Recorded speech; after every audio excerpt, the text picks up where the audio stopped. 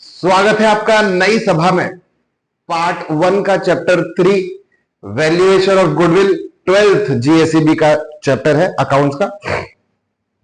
पहले छोटे चैप्टर्स की सीरीज बना रहा हूं, इसके बाद बड़े चैप्टर्स को पकड़ लूंगा, चिंता मत कीजिएगा। टाइम वेस्ट नहीं करेंगे, सीधा सीरीज चालू करते हैं, सीधा पढ़ाई चालू करते हैं। वैल्यूएशन ऑफ गुडविल चैप्टर के नाम से शुरू करते हैं। वैल्यूएशन ऑफ गुडविल, हम लोग गुडविल नाम की चीज का, गुडविल नाम के ये जो चिड़िया है इसका हम क्या करने वाले हैं, वैल्यूएशन करने वाले हैं। लेकिन आपको ये पता होना चाहिए पहले कि गुडविल क्या होती है। 11th में गुडविल का डेफिनेशन आपने पढ़ा हुआ है, 12th में भी जब आप टेक्स्ट बुक खोलोगे तो सबसे पहले आपको इंट्रोडक्शन के बाद मीनिंग ऑफ गुडविल ही मिलेगा। लेकिन मैंने एक अच्छी डेफिनेशन उसमें एक वर्ड ऐड कर दिया है, उसका वीडियो भी बनाया था, यहां पे भी वापस से उसको मैं समझा देता हूं अभी कि गुडविल बिजनेस के लिए एक इंटेंजिबल एसेट है। इंटेंजिबल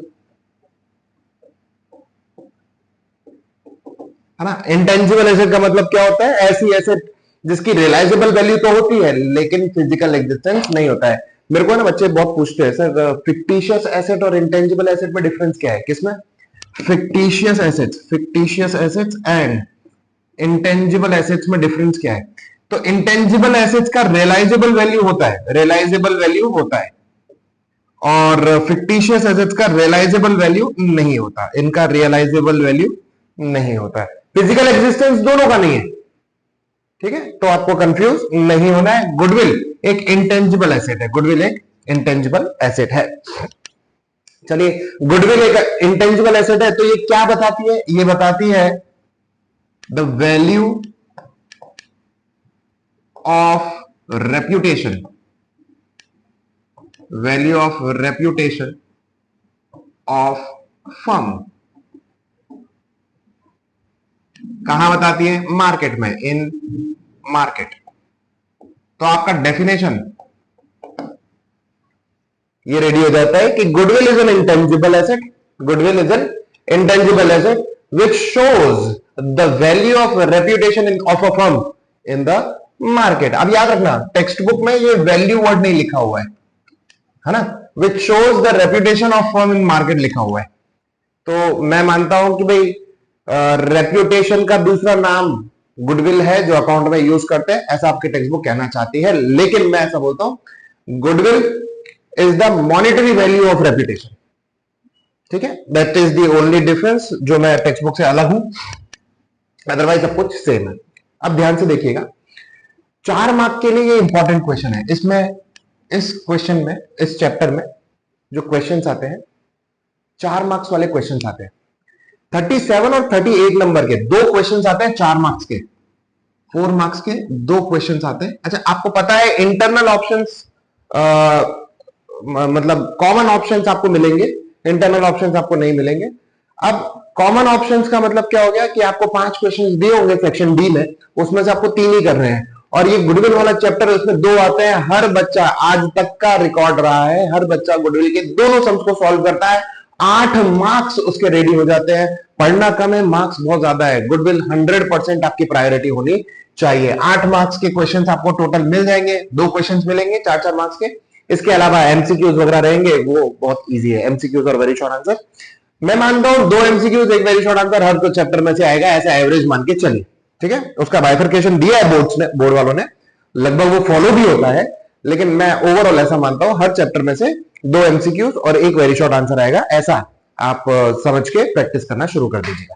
ठीक है, खैर, तो अभी 4 मार्क्स में क्या क्या आ सकता है उसकी बात करते हैं। 4 मार्क्स में एक थ्योरी क्वेश्चन आ सकता है, बाकी सिर्फ प्रैक्टिकल क्वेश्चन आएंगे। सिर्फ एक ही थ्योरी क्वेश्चन है, वो भी आपके टेक्स्ट बुक के चैप्टर के पहले पेज पे दिया हुआ है। उस टॉपिक का नाम है factors affecting valuation of goodwill. Factors affecting valuation of goodwill, ऐसे फैक्टर्स जो गुडविल पे अफेक्ट करते हैं, गुडविल की वैल्यू को फ्लक्चुएट करते हैं, इफेक्ट करते हैं, उसको अफेक्ट करते हैं, ऐसे फैक्टर्स की बात करेंगे। आपके वैसे तो बहुत सारे फैक्टर्स हो सकते हैं सॉरी, बहुत सारी कैटेगरीज बन सकती हैं, लेकिन आपकी टेक्स्ट बुक में 6 फैक्टर्स दिए हुए हैं। ठीक है, 6 फैक्टर्स दिए हुए हैं, ये 6 फैक्टर्स आपको याद करने हैं। मैं पूरा एक्सप्लेन नहीं करूंगा, वीडियो बहुत लंबा हो जाएगा, थोड़ा बोरिंग हो जाएगा, आपको लगेगा ओसीएम पढ़ रहे हो, लेकिन ये 6 फैक्टर्स आपको याद रखने हैं। Netflix password lost, mood extremely of. चलिए क्या क्या है? Nature of business, nature of business, आपका बिजनेस किस टाइप का है? पानीपुरी का बिजनेस और गोल्ड ज्वेलरी का बिजनेस, गुडविल अलग होगी डेफिनेटली। पीरियड ऑफ बिजनेस, जितना लंबा बिजनेस उतना better goodwill. Location of business, location of business, location of business मतलब पॉश एरिया में बिजनेस होगा, बिजनेस का लोकेलिटी होगा तो बेटर गुडविल होगा, सीधी सी बात है, right. Market situation, market situation, market situation क्या होगा ना कि कई बार ऐसा फेवरेबिलिटी मिल जाता है किसी किसी टाइप के बिजनेस को। जैसे कोविड जब आया था तो जूम मीटिंग्स बूम हो गया था, जूम गॉट बूम्ड। खैर, फिर efficiency of manager, efficiency of manager, जितने बेटर मैनेजर होंगे उतना बेटर गुडविल बिजनेस का होगा। एंड अदर्स में बाकी सब कुछ आ जाता है। अदर्स में आप सब कुछ लिख सकते हो, कस्टमर रिलेशनशिप लिख सकते हो, एम्प्लॉय रिलेशनशिप लिख सकते हो, पास्ट अचीवमेंट्स लिख सकते हो, बहुत कुछ आ सकता है। अदर्स में आप जितने गप्पे मार सकते हो मार दीजिए, रिलेटेबल होना चाहिए। मैंने आंसर की डिस्कस की हुई है 2024-25 के बच्चों के लिए, मैंने आंसर की डिस्कस किया था एग्जाम से कुछ 15-20 दिन पहले। एक बार वो देख लीजिएगा कि किस तरीके से चेकिंग होती है। अनटोल्ड ट्रूथ करके कुछ वीडियो था, मुझे याद नहीं है, ठीक है। तो उसमें मैंने बताया कि किस तरीके से आपको थ्योरी और प्रैक्टिकल क्वेश्चंस अटेम्प्ट करने हैं, बोर्ड में किस तरीके से चेकिंग होती है, क्या मार्किंग सिस्टम रहता है, ठीक है। तो उसको देख लीजिएगा। ये फैक्टर्स अफेक्टिंग गुडविल है, ये 6 ही फैक्टर्स आएंगे। इन 6 फैक्टर्स को अपने को अच्छे से ध्यान से समझ लेना है और इनके बारे में आप 3-3 लाइंस लिख सके इतना पढ़ लेना है, ठीक है। गुडविल में थ्योरी पोर्शन के लिए इससे ज्यादा कुछ भी इंपॉर्टेंट नहीं है। इससे ज्यादा इसके बाद जो टॉपिक आ जाता है वही आ जाता है हमारे प्रैक्टिकल क्वेश्चंस का, जो है वैल्यूएशन ऑफ गुडविल, वैल्यूएशन। अब वैल्यूएशन के लिए कुछ मेथड्स दिए हुए हैं, ठीक है। वैल्यूएशन के लिए कुछ मेथड्स दी हुई हैं, देख लेते हैं क्या है मेथड्स वो, वैल्यूएशन की मेथड्स।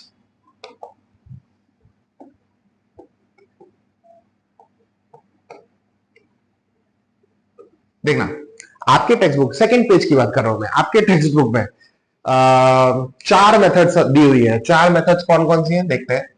एक तो दिया हुआ है सिंपल एवरेज प्रॉफिट मेथड, एक दिया हुआ है वेटेड एवरेज प्रॉफिट मेथड, एक दिया हुआ है सुपर प्रॉफिट मेथड और एक दिया हुआ है कैपिटलाइजेशन ऑफ प्रॉफिट मेथड। ये 4 मेथड्स आपको दी हुई है। इन चारों मेथड्स के कुछ स्टेप्स होंगे कि ये पहले ये स्टेप कीजिए, फिर ये स्टेप कीजिए, फिर ये स्टेप कीजिए और अल्टीमेटली आपको गुडविल का वैल्यू मिल जाएगा। ध्यान से सुनिएगा, ये जो मेथड्स बनाई गई हैं ये कन्वेंशनल मेथड्स है।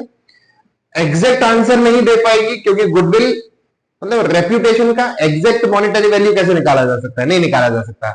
तो ये एक आपको ऐसा एस्टिमेटेड वैल्यू ऑफ गुडविल ही देते हैं। हर method of goodwill estimated value ही देती है, एग्जैक्ट गुडविल कोई भी निकाल सकता नहीं है कि भाई कितना एग्जैक्ट गुडविल है हमारा, ठीक है। सेकेंडली, अलग अलग मेथड से अलग अलग आंसर्स आते हैं, सिचुएशन के हिसाब से, बिजनेस के नेचर के हिसाब से, बिजनेस के मैनेजर्स की जो थिंकिंग है उसके हिसाब से वो लोग मेथड्स पिक करते हैं और उसके हिसाब से अपने गुडविल निकालते हैं, ठीक है। तो प्रैक्टिकल लाइफ में कौन सी मेथड सबसे अच्छी है वो ऐसा कुछ भी नहीं है, ठीक है। प्रैक्टिकल लाइफ में जो मेथड बिजनेस को सूट कर रही है वो सबसे अच्छी है, ठीक है। हम आते हैं मेथड्स पर। मेथड्स का इंट्रोडक्शन देने के लिए, स्टेप्स बनाने के लिए मैंने एक लिस्ट जैसी बना दी है। एक एक्चुअली पीडीएफ था ये मेरे पास, तो मैंने इसको फोटो में कन्वर्ट करके इसमें ऐड कर दिया है। आपको मैंने यहाँ पे सारी मेथड्स बताई हैं। देखो, एक है सिंपल एवरेज प्रॉफिट मेथड, एक वेटेड एवरेज, एक सुपर प्रॉफिट, एक capitalization of profit. Capitalization profit में दो है, capitalization of average and capitalization of super profit. ठीक है, तो ये पांचों मेथड है, पांचों मेथड्स के स्टेप्स लिखे हुए हैं, हम लोग इनको समझेंगे मेथड वाइज, मेथड सम्स करते हुए। ठीक है, तो ज्यादा टाइम वेस्ट नहीं करेंगे, ये वाली सभा यहां पे समाप्त करते हैं। अगली सभा में मिलते हैं प्रैक्टिकल क्वेश्चंस के साथ। दफा मत होइए, तब तक दफा मत होइए, अभी तुरंत शुरू कर रहा हूं।